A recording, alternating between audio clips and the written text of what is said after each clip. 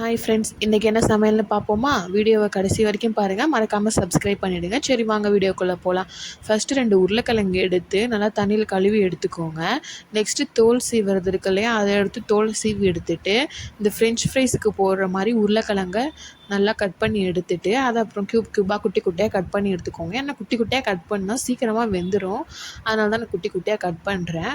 நிறைய பேத்துக்கு தெரியாத ஒரு பியூட்டி டிப்ஸ் சொல்லட்டா, இதுவே எனக்கு என் ஃப்ரெண்டு சொல்லி தான் தெரியும். இந்த உருளைக்கிழங்கெல்லாம் சீவி எடுக்கிறோம் இல்லையா, அந்த சீவி எடுத்ததுக்கப்புறம் அந்த தோல் இருக்கும் இல்லையா, இப்போ நான் காட்டுறேன் பாருங்கள். இந்த தோலை இந்த மாதிரி ஃபேஸில் நல்லா தேய்ச்சிங்கன்னா ஃபேஸ் நல்லா வளன்னு ஆகிடும்.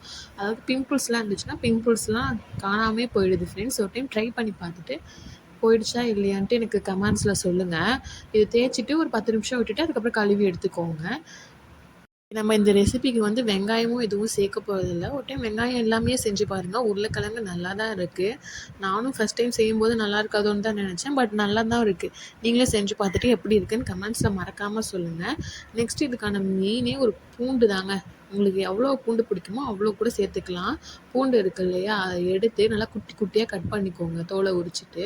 நான் வீடியோவில் காட்டுறேன்ல அந்த மாதிரி கூட கட் பண்ணிக்கலாம், இல்லை உங்களுக்கு இன்னும் ஸ்லைஸாக கட் பண்ணால் கூட ஸ்லைஸாக கட் பண்ணிக்கோங்க. எனக்கு இந்த அளவுக்கு இருந்தாலே போதும்.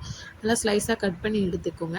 எவ்வளோ பூண்டு இதில் சேர்க்குறோமோ அவ்வளோக்கு இது நல்லாயிருக்கும். நீங்கள் ஒரு டைம் ட்ரை பண்ணி பார்த்துட்டு எப்படி இருக்குன்னு மறக்காமல் சொல்லுங்கள். நெக்ஸ்ட்டு ஒரு கடாய் எடுத்துக்கோங்க. நான் கொஞ்ச நாள் தான் செய்கிறனால ஒரு பேன் எடுத்திருக்கேன். இதை காட்டுறேன் இல்லையா, இந்த பேனை எடுத்து அடுப்பில் வச்சு ஸ்டவ் ஆன் பண்ணிவிட்டு கொஞ்சம் ஹீட் ஆனதுக்கப்புறமே கொஞ்சோண்டு எண்ணெய் ஊற்றிக்கிறேன். நான் ரொம்பலாம் அதில் எண்ணெய் ஊற்ற போகிறதில்ல, கொஞ்சமாக தான் எண்ணெய் ஊற்றிருக்கேன்.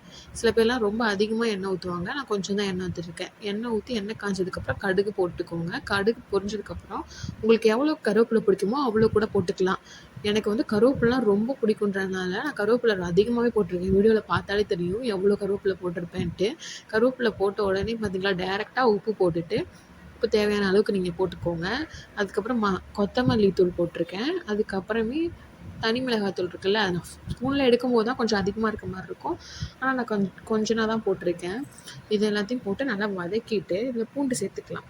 இது ஃபஸ்ட்டு நல்லா வதக்கிக்கோங்க. பார்த்தீங்களா எந்த அளவுக்கு நான் வதக்கியிருக்கேன், எண்ணெயே தெரியாது பார்த்துக்கோங்க. எண்ணெய் நீங்கள் தேவைப்படும்லாம் நினைக்க தேவையில்லை, எண்ணெயே தேவைப்படாது. வேணும்னா கொஞ்சோண்டு தண்ணி சேர்த்துக்கலாம். நல்லா பூண்டு வதக்கினதுக்கு அப்புறமே நம்ம உருளைக்கிழங்கு வெட்டி வச்சுருக்கோம் இல்லையா, அதையும் சேர்த்து நல்லா பரட்டி விட்ருங்க. எனக்கு வீடியோ எடுக்க ஆள் இல்லைன்றதுனாலேயே நான் போட்டு பரட்டுறதெல்லாம் உங்கள்கிட்ட காமிச்சிருக்க மாட்டேன். நான் ஒரே சைடு தானே கையில் எடுத்துகிட்டு இருக்கேன், இன்னொரு சைடு சமைச்சிக்கிட்டு இருக்கேன், அதனால் காமிக்க முடியல. நீங்கள் நல்லா பரட்டி விட்டு லோ ஃப்ளேமில் வச்சு 10 நிமிஷம் இறக்கிட்டு தான் போதும்.